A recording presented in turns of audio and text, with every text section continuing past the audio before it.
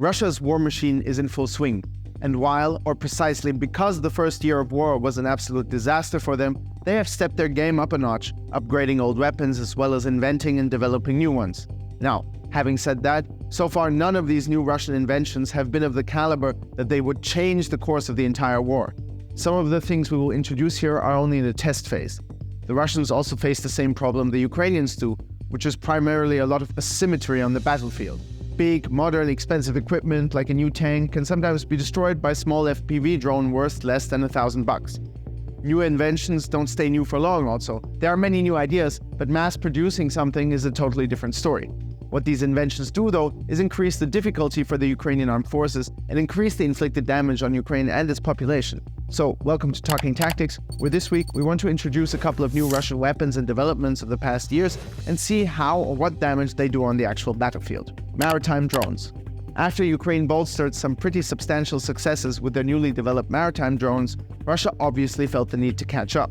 They supposedly are trying to reverse engineer a Ukrainian sea baby from remains they found from Ukraine's prize creation. But so far, their biggest publicly known achievement is the Odovanchik, which means dandelion. We don't know much, but according to the Russians themselves, it has a range of 200 kilometers and a top speed of 80 kilometers per hour. It can carry a payload of 650 kilograms. All this is less than the Ukrainian sea baby. Also, it's barely enough to reach Odessa from Crimea. So for now, it doesn't look like the Dandelion will do much damage, but this is just the beginning. The Russian Ministry of Defense apparently ordered 10 drones for testing, and as usual in this war, the tests mostly take place directly in action. Poison gas. But also in the shadow, we are seeing some Russian developments that even for their standards are pretty below the belt. According to Captain Andriy Rudik, a representative of the Center for the Research of Trophy and Prospective Weapons and Military Equipment of the General Staff of the Armed Forces of Ukraine, in December 2023 alone, Russia has used grenades containing poisonous gas a total of 81 times. It's a new model of gas grenade named the RGVO. The grenade contains chloroacetophenone, an asphyxiant gas that is prohibited by the Geneva Protocol for the Prohibition of Chemical Warfare. The captured grenade was manufactured in 2023 by a plant that has been operating since Soviet times, night vision FPVs. The idea to make drones more night operable is not an originally Russian idea.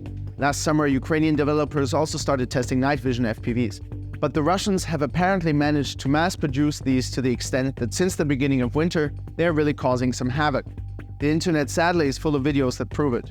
The cameras on these FPVs range anywhere from simple models available for around $50 like the Runcam Night Eagle 3, which, don't work in pitch black, you need some moonlight or some other light source.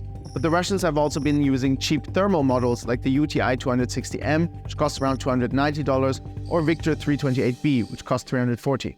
This development is extremely concerning because, for a while, nighttime was a relatively safe time to move things around, so to rotate troops, to reposition large equipment. Our colleague Zhenya Melnik made a report about a mortar unit that for months just drove to the position in pitch black darkness with a night vision device. With the use of night vision FPV drones, moving in the night might still be safer than during the day, but it's gotten a whole lot more dangerous. Shaheds. There have also been many reports of new modernized Shahed suicide drones. For example, the Shahed 107, which is supposed to have the ability to detect Western modern air defense systems, or the Shahed 238, which has a jet engine instead of a propeller. According to the Russians, it can travel at over 800 kilometers per hour. Neither Ukraine nor Russia has officially confirmed the appearance of the new Shahed 238 in the theater of war. Also, it's not clear what the production capacity of these drones is and how many are actually in Russian possession. Shahed drones were dangerous enough. The propeller, which made them pretty slow and also pretty loud,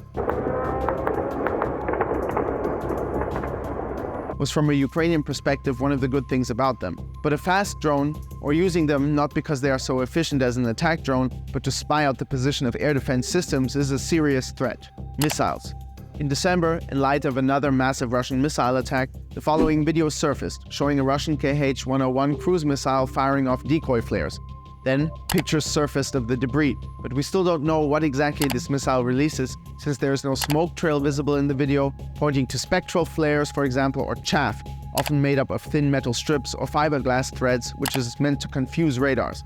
We also don't know how effective these measures are, but I guess we will find out during the course of the war. Electronic warfare. We shouldn't underestimate Russian electronic warfare, even that is sort of a black cloud until now. Fact is, they have been making pretty insane leaps, especially in counter-drone warfare, spoofing, signal jamming, etc. That means they can either take control and capture a Ukrainian drone or just render it useless. According to General Zaluzhny, the Russians developed around 60 new systems in the past decade, but the most recent creations are adapted to the needs of the war in Ukraine. We're talking about trench electronic warfare systems like Silok, Piton, or Harpoon. All the information publicly available until now is the odd photo, but according to soldiers' reports, it's good. Anyway, there's a lot more we didn't manage to mention this week. If you have any suggestions on new Russian weapons, be sure to write them in the comments. Otherwise, thanks for watching Talking Tactics, hit like and subscribe, and see you next week.